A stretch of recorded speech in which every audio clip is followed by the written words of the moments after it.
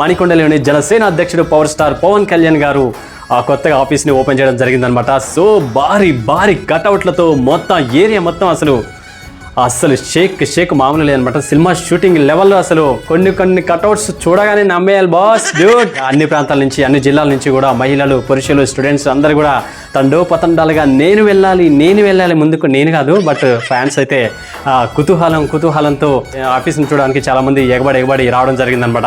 Power star Pawan Kalyan గారు office open చేయడం జరిగింది. తర్వాత తెలంగాణ తెలుగు తల్లి విగ్రహానికి నివాళులు అర్పించడం జరిగింది. జనసేన పార్టీ విస్తరణ లక్ష్యంగా మొదలు పెట్టుకొని ఈ యొక్క ఆ పార్టీ ఆఫీస్ని ఓపెన్ చేసినట్టుగా తెలుస్తుంది. అయితే ఇప్పుడు రానున్నటువంటి జిహెచ్ఎంసీ ఎన్నికల్లో ఖబర్దార్ దూకుడు పెంచేసినట్టుగా తెలుస్తుంది. సారీ, ఇది బాలకృష్ణ డైలాగ్ కదా. పార్టీలో గెలవాలంటే కొన్ని వారాలు పట్టొచ్చు, నెలలు పట్టొచ్చు, సంవత్సరాలు పట్టొచ్చు, బట్ ఏదో ఒక రోజు మాత్రం గెలుస్తావరా సంబ కదా. గెలుపు అనేది ఖచ్చితంగా ఉంటుంది ఏదో ఒక రోజు.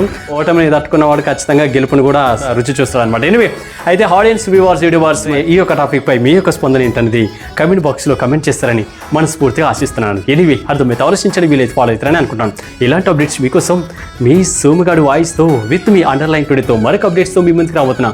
అంతవరకు సెలవు, నమస్తే, టాటా, బాయ్, హహా.